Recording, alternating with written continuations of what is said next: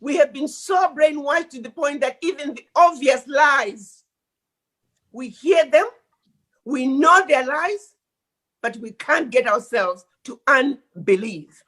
And we kneel down in front of the white angels, in front of white Jesus, who we know very well Jesus Christ was not white.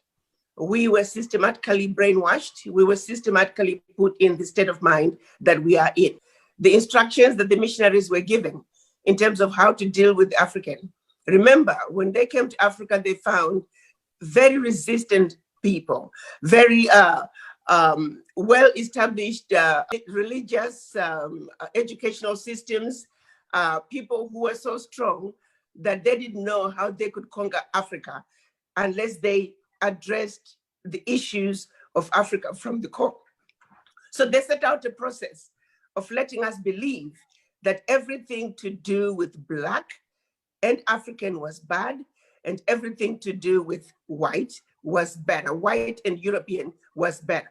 We have to understand that the missionaries were given instructions on how to instruct us and how to control our minds. They were told to teach us how to read, but not to reason.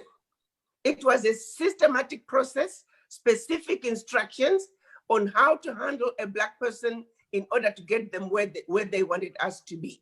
They used the same process with the slaves on the plantations, where they began this process of divide and conquer, lighter-skinned people versus darker-skinned people, the straighter your nose versus the flatter your nose, thin lips versus thick lips.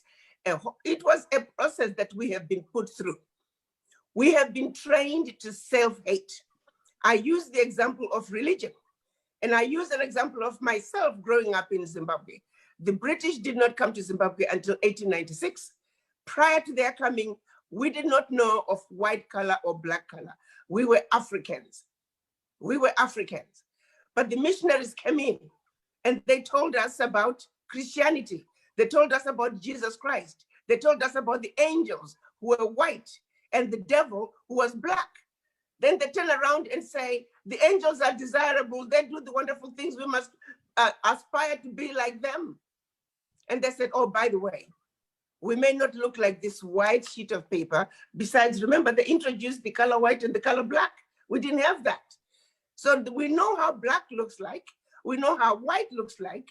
But they turn around and say, the angels are white and we are white too. Never mind how we look. We may not look like this piece of paper, but believe we are white and we represent the angels. And you're Black.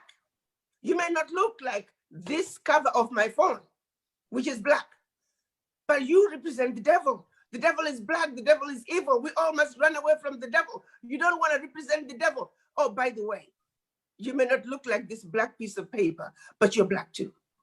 Then now let's go to church. And we kneel down in front of the white angels, in front of white Jesus, who we know very well Jesus Christ was not white. Even their own Bible tells us he had crimson skin. We know for a fact that when Mary and Joseph were running away from King Herod, they were told to go to Egypt. Why? Because in Egypt, Jesus Christ would blend with those who looked more like him. If he was white, they would have told them to run to Europe. So we have all these obvious lies that we have been told. So for centuries, we have knelt and worshiped white Jesus and white angels and denied that which they told us represented us. So they systematically put us through a process of self-hate. It is not by surprise that we hate ourselves. We don't like each other. We don't trust each other. Understand that this has been a systematic process of criminalizing Blackness, of teaching us and training us to hate everything that looks like us, and educating that the more we look closer to what white people do, the better off we are. So we spend the rest of our lives and the lives of our children and the lives of generations to come, if we do not do something about it, hating ourselves, teaching our children to hate ourselves. We are a sick people. Let's face it. We need healing. We have been so brainwashed to hate ourselves